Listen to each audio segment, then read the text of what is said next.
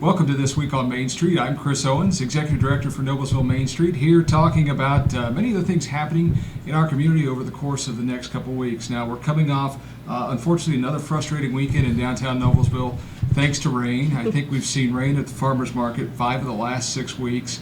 And this last Saturday was a big day in downtown Noblesville. We held our annual Old Mill Festival down there, despite the rain, and thank you to those vendors and patrons that came out to support the people at the Old Mill Festival that did make the time to show up, and at our farmers market as well. Of course, coming up this weekend, it is the Riverview Health Fair. Presented by Riverview Health at the farmers market from 8 a.m. to noon. Of course, that's located in the overflow lot. And I had some folks call our office and write in, want to know more about additional parking. Well, Riverview has been kind enough to open up some parking there in the immediate west of where the portion of the lot is. It's technically their overflow lot for their outpatient surgery. So was asked to describe that on the show today. So if you'll just give me just a second, I will. If you think about heading west on 32, you'll see obviously the farmers market there in the lot. Many people use the Ford pickup that we have out there that our high school students painted last year as a point of reference. There is a drive to the immediate west of that most people use as the primary entrance to the farmers market. Actually, if you go a little bit further west, probably about 400 feet, there's another access road that bends on around and actually takes you south into the Riverview campus. That's how you can access that additional parking. So, even with the rain, we're still seeing numbers in the 2,000 to 3,000 visitors a week range. And want to make sure that folks know that there are some options. So again, this Saturday from 8 a.m. to noon, it's the Health Fair presented by Riverview Health as part of a farmers market. And more information on that is available via our social media pages. They'll have some screenings out there. I believe some of their staff will be out there to consult with visitors and just talk about many of the services that Riverview does provide to our community. And then upcoming events, should mention Friday, it is homecoming week in Noblesville, so Main Street does not have any responsibility, which is kind of nice. I'm going to take the evening and actually can't compete with homecoming. So I'm going to enjoy the parade with my family, Yeah. and I'm going to be the guy that's not responsible for that, nor any of the other activities, and go to the game and just have a chance to sit back and enjoy. But what that will open up, and we'll talk about the next weekend and the activities that you all have happening, is our first Friday for October actually falls on October now I'm losing track of my days. October the 7th.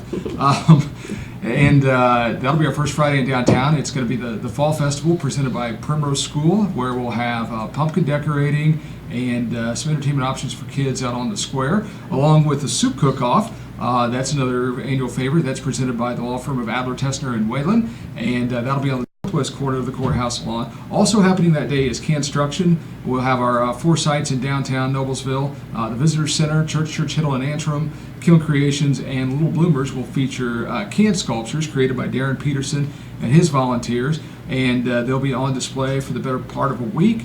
And then after a week, that all those cans and dry goods will be taken down and donated to the Hamilton County Harvest Food Bank and other food banks throughout Noblesville. Really a chance to help some folks that may need it this time of year. Also happening, coming up on October the 13th, is the Bicentennial Celebration in downtown Noblesville. That'll be from 5 to 8 p.m. with a torch that has now started making its way around the state, comes into our community. We've got a big celebration plan, and we'll be putting out a press release on that a little bit later this week or first of next week. So now that we've got all of that out of the way. Oh, wait, one thing. Isn't there a scarecrow contest this year? Well, there is a scarecrow contest, and those frames are available at Noblesville Main Street. And I believe we will accept those up until the 28th. For more information, call our office, 317-776-0205. We've got that application available on our website as well. Will you be doing it? I'm trying to fit that into my schedule. I really want to, because I think they're so charming. They're just wonderful. It's one of the things that we get the most compliments about, really, on an annual basis. And I love taking the scarecrows around and putting them up, and I'm trying to have that same attitude when we go down and take them down after a month, because many of them. I might have mine carry an umbrella in case of rain, because with our rain history lately, I don't know. They get a little gamey after a month of sitting out there. Exactly. But, no, that's a great transition. Joining us today on the show, Alys Gober and Sarah E. Morin, talking about an upcoming event that we have, and you're both very active in cultural arts and arts in the community. First, tell us a little bit more about yourselves, and then what drives you as an artist.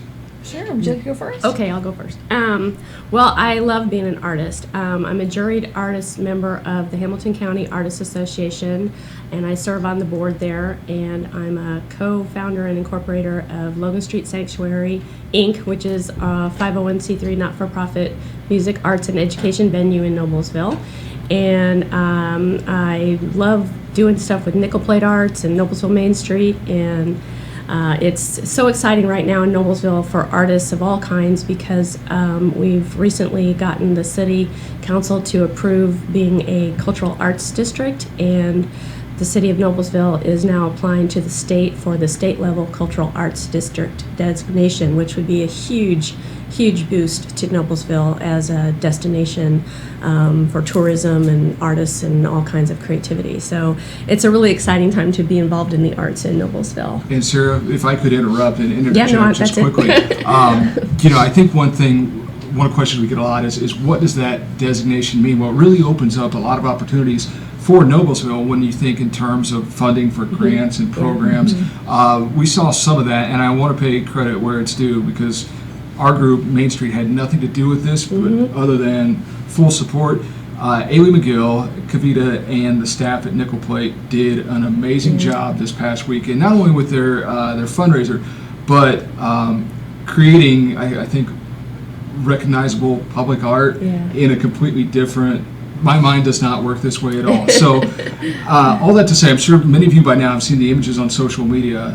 They use the crosswalk at the west side of 8th and Maple. It's a linear palette with a paintbrush, and the east side of 8th and Maple by the Public Safety Building is actually a depiction of firefighters in a rescue. And so all credit to Nickel Plate for that. Hopefully these are beginning projects that we start to see populate our entire community. There's so many good things going on like those things, and for someone like me who's an artist and struggling to get your name out there or whatever, it's those kind of opportunities that are just fabulous. And getting grants is not easy. I was lucky enough to get a Indiana Arts Commission grant for this year to work on a project for large-scale paintings that illustrate hidden disabilities and problems people have with those. But it's not an easy thing. And so for Noblesville to be this supportive of the arts and artists of all kinds is a really wonderful thing. I grew up in Noblesville, and as a younger person, I would have never thought that this would be happening. So it's really cool. And Elena Schankweiler at Noblesville City Hall and her team have really made a difference for everyone in this community. Okay, Sarah, on to you. Yeah, on to you, Sarah. Talk about yourself and your involvement in the arts in Noblesville. Sure thing. Yeah, my name is Sarah E. Morin, and what I mainly do is write.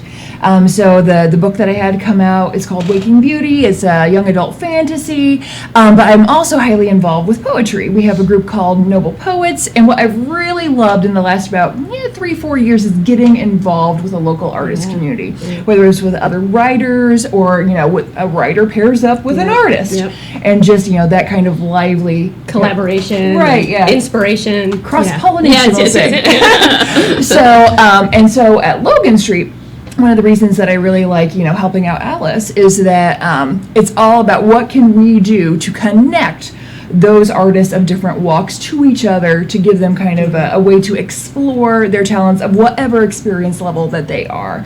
And so one thing that we do want to talk about is ways that Logan Street Sanctuary is doing that. Yeah. That's big goal. That's huge what we're trying to do. We got to see that put into practical application this year when we partnered for Meals from the Market. Yes. We knew very much going into the planning of that event that it would only be heightened by, visual and audible art. And definitely as we look to continue that series, want to look for ways that we improve that. Talk a little bit more about your involvement with Logan Street. Well, Logan Street Sanctuary is a little renovated church on Logan Street, 1274 Logan Street, that my partner there, John Gilmore, who's a local musician, you know him, he bought the building about 3.5 years ago and started renovating it with, not any thought or support or help or anything, just kind of doing it as this dream of a place where people in the community can go and hear acoustic music, singer-songwriters without the distractions of bar noise or big venue. It's an intimate setting. It's a small little church, seats about 65, 70 people at the most. I got involved there by simply bringing some artwork to him and saying, hey, you want to hang this on the walls? Because I'd heard that he had space available. And over the couple years that I was going to concerts there and everything, we kind of talked a lot and decided we should turn this into a not-for-profit. So we did. We filed the papers. We got approved this past February. So we've been a not-for-profit for about 7 months, which is a learning experience for all of us because it's not like we've ever done that before, But it's a wonderful place. It's a great presentation space for all kinds of events, and we, I encourage everybody to come out and give it a chance with the second Saturday concert series and all of our nice event stuff and everything. So yeah, talk about what's coming up in the near future. In the near future, well, we always have second Saturday singer-songwriter showcases.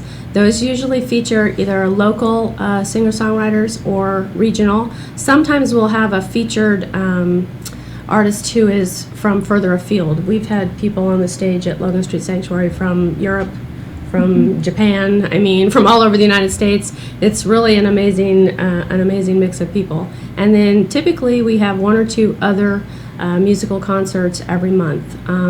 Coming up is our NICE event. Yes, and I'm going to turn that over to Sarah so she can introduce the NICE event a little bit.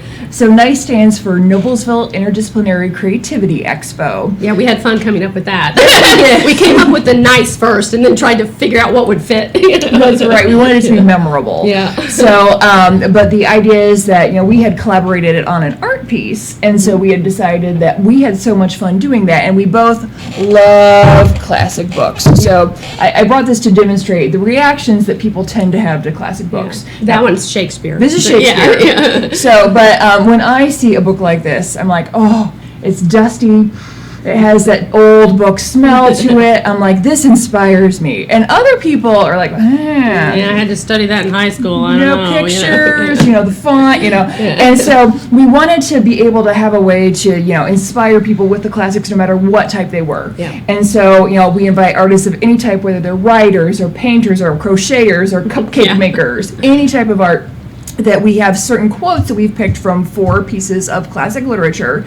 And so then if they're this type that loves the smell of dusty book, they can get a new insight into it and express themselves in a new way with their art. But if they're a type that are like, ooh, dusty book, then just by that one quote, it's their entry point into like, oh, wait, this is about more than I thought it was about. Yeah. So kind of revisiting the classic literature in a inspired way to create new art out of old. So we're kind of like collaborating with old dead artists. Most of them are dead so far, I think. Right, yes. Yeah, so we've taken that idea of collaboration and kind of tied it to our loves of literature and art and music and everything and created this event. This is the second year of our event. We had it last year. It was a fabulous success. And we're doing it again this year. So, What books will we be covering this year? Sure. From Shakespeare, we have Macbeth. We're not supposed to say that. It's the Scottish play. Oh, yes. Yes, we're supposed to say the Scottish play. It's bad luck to say the title. Oh, well. I say it all the time. Rebecca by Daphne du Maurier, Alice in Wonderland, and Wynema, Child of the Forest. Yeah. And so something special about Wynema, because not a lot of people have heard of it. Alice, you want to mention that? Yes, I would like to tell you that Wynema, A Child of the Forest, is the first novel known to have been written by a Native American woman.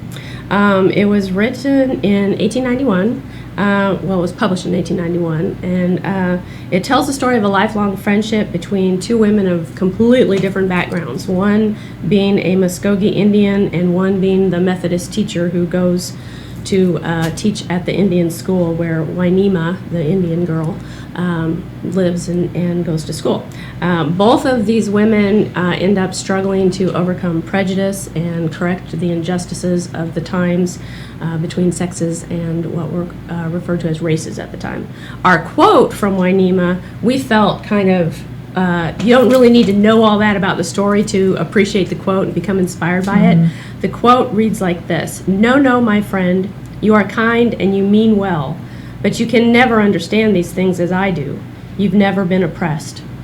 And we thought that was a really good quote because there's so many ways you can interpret it and become inspired by it. And actually, it is tied for first with our submission entries in as far as like the number of entries. It has received 9 so far, and Alice in Wonderland has received 9. So we have the most entries Right. from those two, you know. Right. We've got, 7 from Rebecca, and I think only 2 from Macbeth. So all you Macbeth fans out there, get busy. So let's recap quickly here. We're talking with Alys Gober and Sarah E. Morin about the NICE event coming up next Friday and Saturday. What hours at the Logan Street Sanctuary? It's September 30th and October 1st. We start at 6:30. We'll have about a half hour of mixing and mingling, and then the presentations will start at 7 p.m.